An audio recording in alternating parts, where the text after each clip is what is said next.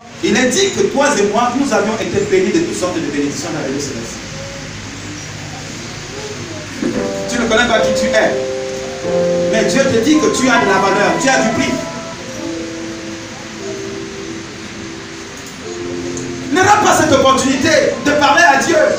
Il dit crois, confesse-le. Tu es la résurrection, tu es la vie, Seigneur Jésus-Christ. Tu n'es pas mort à la croix pour rien. Les choses anciennes doivent passer et toutes choses doivent devenir nouvelles. Tu dois expérimenter, frères et sœurs, ce qu'on appelle héritage. Quel est donc l'héritage? Est-ce que c'est la maladie? C'est ça l'héritage? C'est ça que j'ai hérité? Est-ce que bien c'est la pauvreté? C'est ça l'héritage là? Est-ce que c'est la souffrance? C'est ça l'héritage? C'est ça? Non. Quand on parle, bien maintenant Seigneur, des bénédictions, ce sont des choses qui donnent la joie dans le cœur de quelqu'un.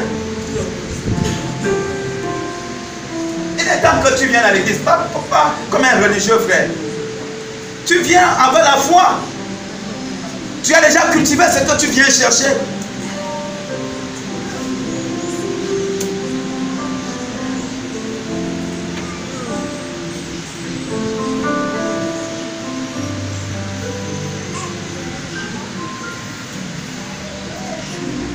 Puisse cette parole te faire du bien.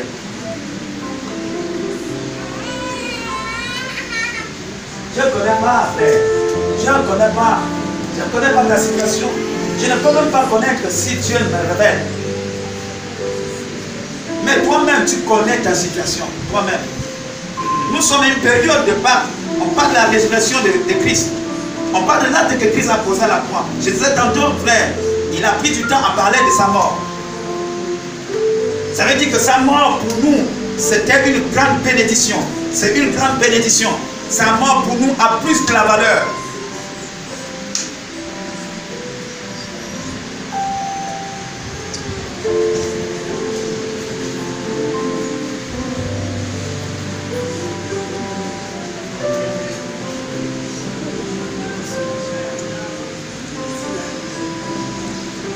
Ta santé peut être ressuscitée. Tes affaires peuvent reprendre encore vie.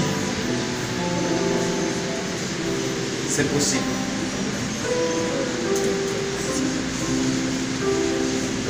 Peut-être tu es fatigué de prier, de dire les choses, les mêmes choses, mais la situation ne s'améliore pas.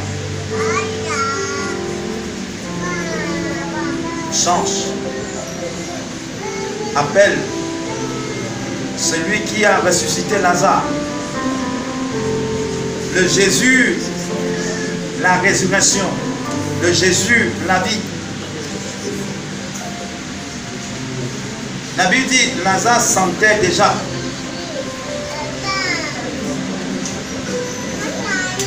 Il a appelé par son nom. Lazare sort.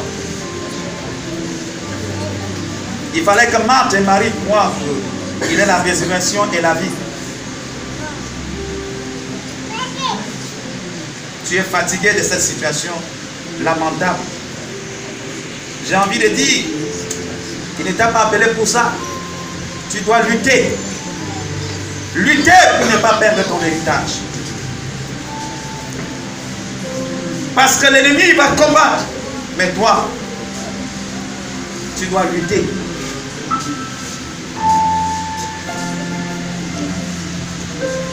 Pour sauver ta bénédiction. Si tu empruntes une autre voie, ça va t'amener à perdre cette bénédiction. Ce que Dieu a prévu pour toi.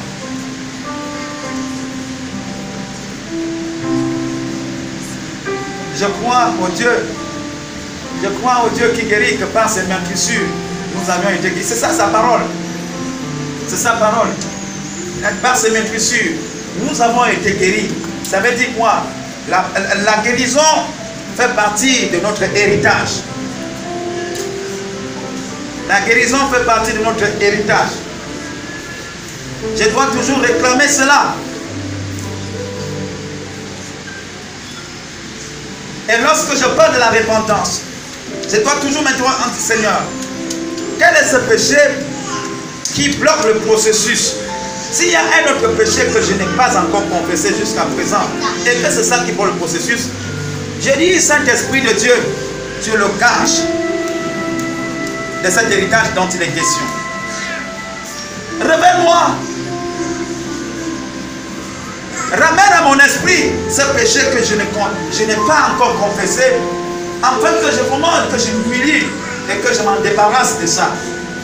Parce que j'ai compris qu'en fait, le péché, ça provoque la colère de Dieu. Un péché non confessé, ça bloque le processus. J'ai dit, Saint-Esprit, aide-moi. Est-ce l'orgueil? Est-ce le raisonnement? Qu'est-ce qui fait donc là la stagnation soit mon partage? Pourtant, ce n'est pas l'image de Dieu. Ce n'est pas la nature de Dieu.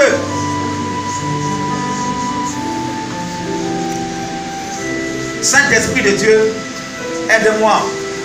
Aide-moi, toi qui es le véritable enseignant, à comprendre cette affaire. J'ai écouté la parole ce matin.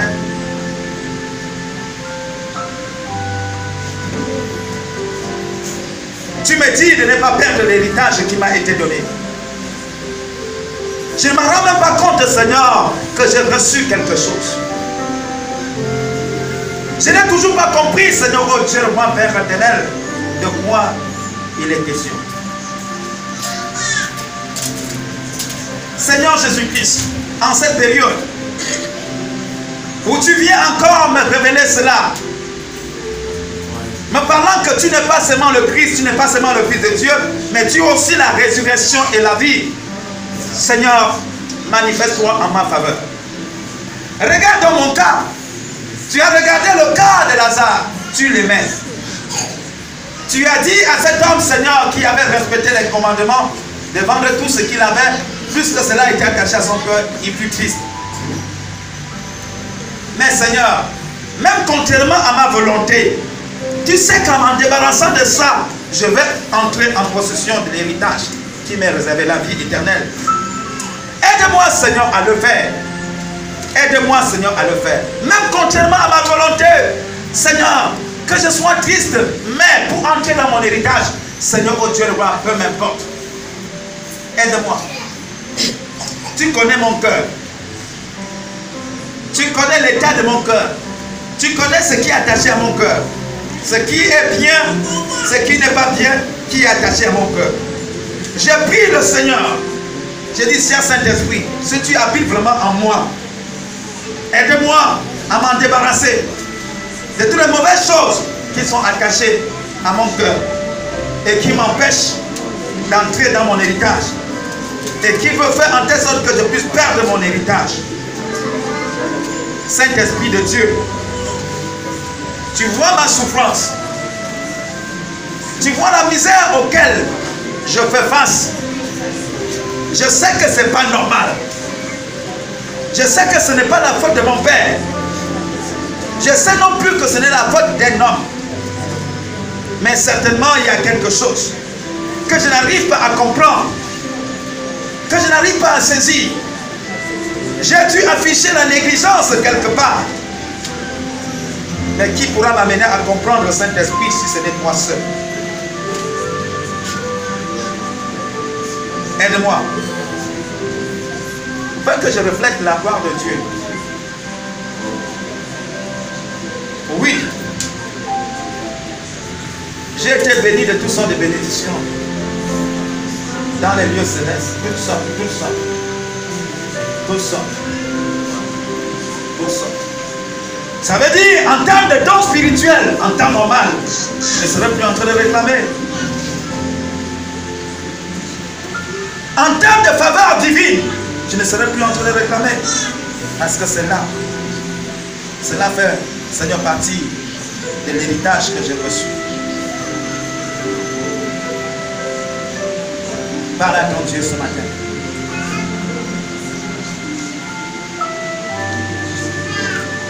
Je dis à Dieu, Satan, tu es un menteur. Satan est incapable de bloquer le processus. Et Dieu m'a dit ce matin, ça sera à cause de ma faute. Même pas à cause de la faute de l'ennemi.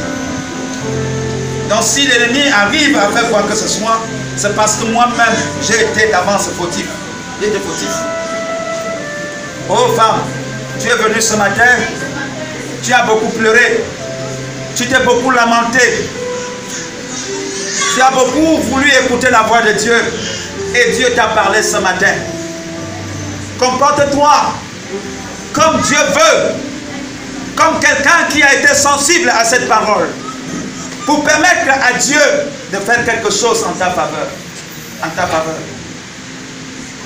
Frère, Dieu ne viendra pas parce que tu es à l'église. Dieu n'agira pas parce que tu as répondu présent. Dieu agira parce que tu as ouvert ton cœur et que tu as reçu la parole. Et c'est cette parole-là, sur la base de cette parole, que Dieu va travailler dans le domaine qui ne va pas.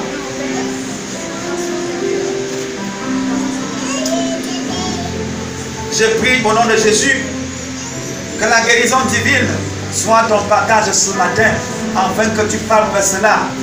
Je prie dans le nom de Jésus que la réelle délivrance, que tu réalises cela dans ta vie. Une délivrance pas fabriquée, une délivrance réelle.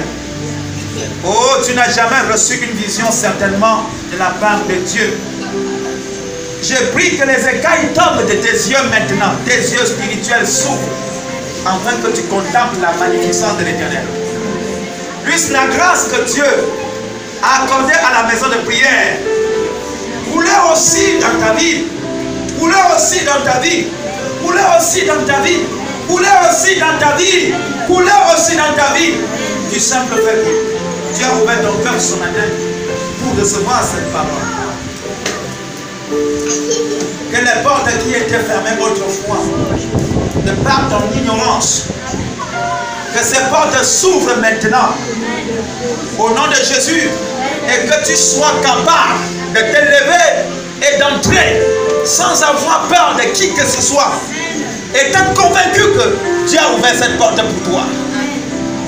Qu'il y ait des résolutions, des francs-maçons, des jaloux, des criminels ou pas, peu importe.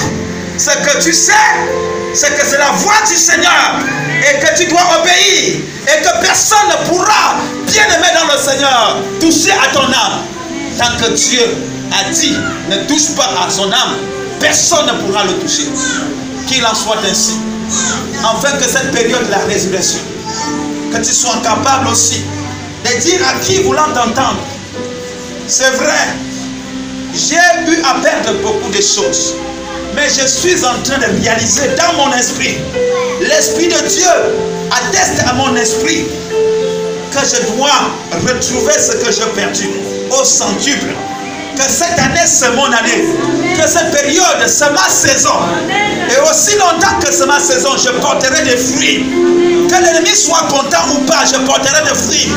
Alors tu peux proclamer maintenant que ma santé est ressuscitée, mes affaires sont ressuscitées.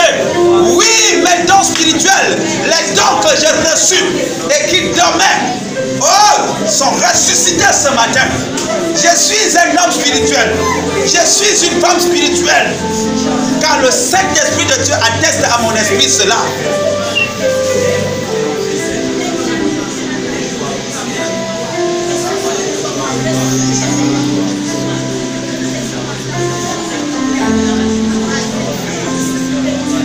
Confesse-le. Confesse-le. Confesse-le, frère. Confesse-le. Confesse-le. C'est dur. Mais avec Jésus, c'est possible, frère. Avec Jésus, c'est possible de faire des espoirs. C'est dur, mais avec Jésus, c'est possible. C'est possible. Sœur, avec Jésus, c'est possible. C'est que tu penses que c'est impossible. Avec Jésus, c'est possible. Avec Jésus, c'est possible. Quelle est cette affaire? Du 1er au 31, tu es à l'église, mais rien, tu es toujours là. Il n'y a même pas un point de ta vie que tu peux dire, vraiment, quand tu parles de Jésus à quelqu'un, oui, tu dis ça, c'est mon témoignage. À base de ça, je persévère. Mais frère, tout est négatif, sœur. Non, il faut que ça cesse. Que le Dieu de la résurrection agisse en ta faveur. Le le Dieu qui produit la vie. Il a dit, il est le bon berger. Et le bon berger, quand il vient, il accorde la vie en abondance à ses brebis. À ses brebis que toi et moi nous sommes. À ses brebis que toi et moi nous sommes. Jésus n'est pas mort à la croix pour rien. Il a reçu l'héritage. La Bible dit, frère, partout où il passait, il faisait du bien.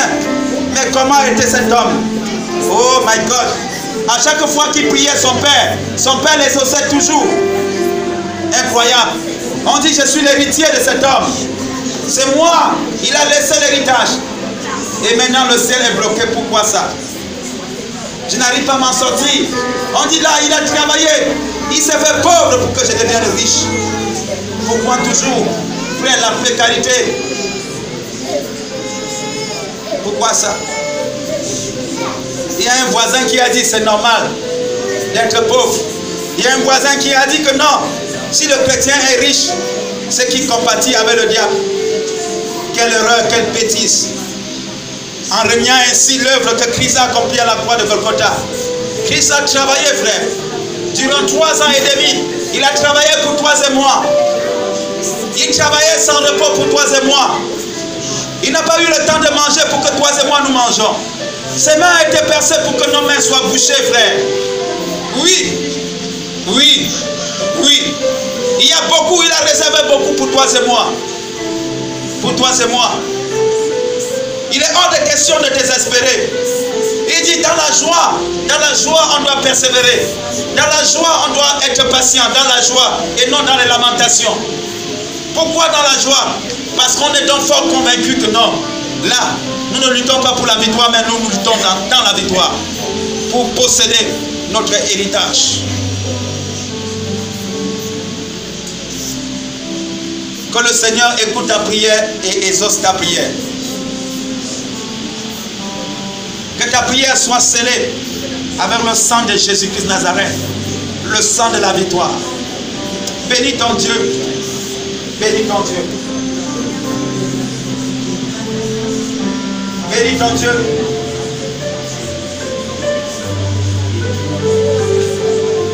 Les hommes ne seront pas contents de te voir entrer dans ton héritage.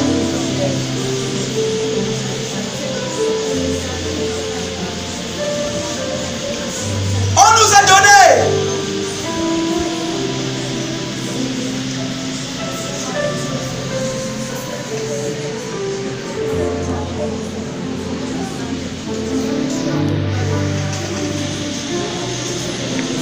Serviteur, servant de Dieu, Christ a payé le prix. Il nous a légué ce qui faisait sa force ici sur la terre.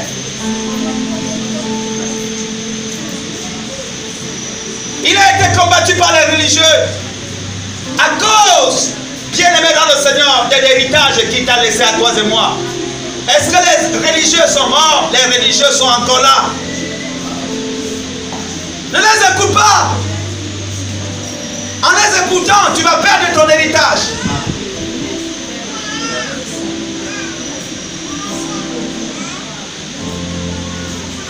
Merci Seigneur Jésus. Gloire à ton Saint-Nom. Sois élevé, sois exalté, Père, et que honneur et gloire reviennent à toi seul. Au nom de Jésus, nous avons ainsi prié. Amen. Amen. Amen, amen, amen. Amen, amen, amen.